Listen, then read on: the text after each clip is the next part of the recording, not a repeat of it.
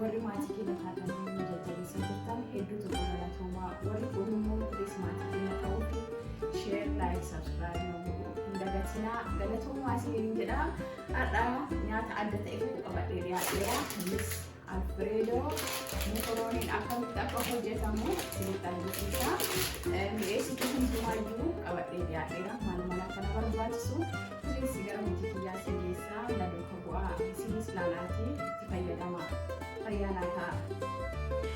Kunooti macaroniin kun macaronii baay'ee gaarii dafeellee bilchaatee hin caccabuyyuu gaarii grocery kamiyyuu argachuu hin dandeettani.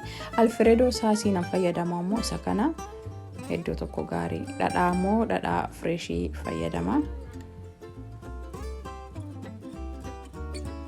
Chicken breastiin kun ammoo ani hin sukuma duraan dursee mi'eessituu garagaraatti buusee sa'aatii muraasaa fi yookiin guyyaa tokkoof akkas firiijii keessa kaa'ee achi fuudhee waddeetii fayyadama.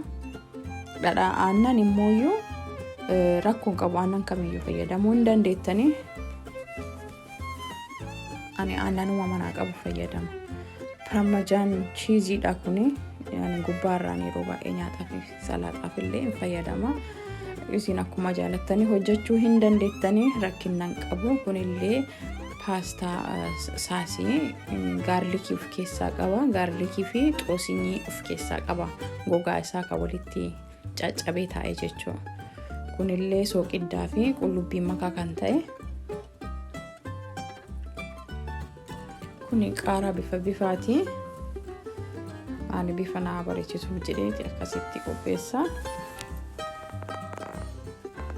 Shunkurtii diimaa fi adii,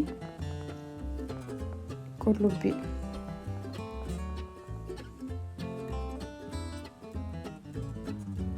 Qullubbiin nyaata keenya hedduu isaa kan namaa mi'eessu keessaa inni tokko qullubbii. Qullubbiin nyaata keessatti qullubbiin aannan miinaa guddaa kan taphatu nyaata keenya keessatti iddoo guddaa qaba.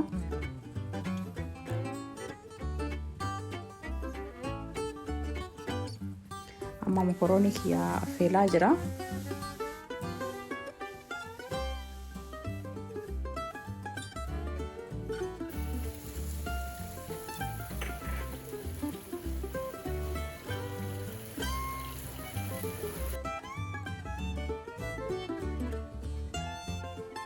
Tartiibni isaa rakkoo hin qabuyyuu barbaaddanii godhachuu hin dandeettan isinillee. Aannaniin keessa isaa lolla'ee itti buusa. Bifti isaa immoo kanaa bareeduuf ani barbaree maankiyaa tokko itti buusee fayyadama. Akkuma viidiyoo irraa argaa jirtan bifti isaa baay'ee tokko bareedaa kireemii namatti tolusaa ta'a. Kanaaf barbaree diqoo itti godhadha. Isinillee akkuma feetanii hojjechuu hin dandeettanii rakkinnan qabu. Namni tokko adiillee hin jaalata. Bifti isaa yoo addaate ammoo namni tokko hin jaalatu. Amma ammoo gara chikinii wadduutti deemaara. Chikiniin kun mi'eessituu waliin sirriitti waan wal keessa seenee jiruuf hedduu tokko mi'aa'a. Kana yoo Alfredo keessa seenee immoo isinitti hin danda'u. Isinillee hojjedhaatii ittiin tajaajilama. I hope jaalattan jedhee yaada. Please share godhaa. Subscribe godhuun hin dagatinaa. Fayyaa naa ta'a.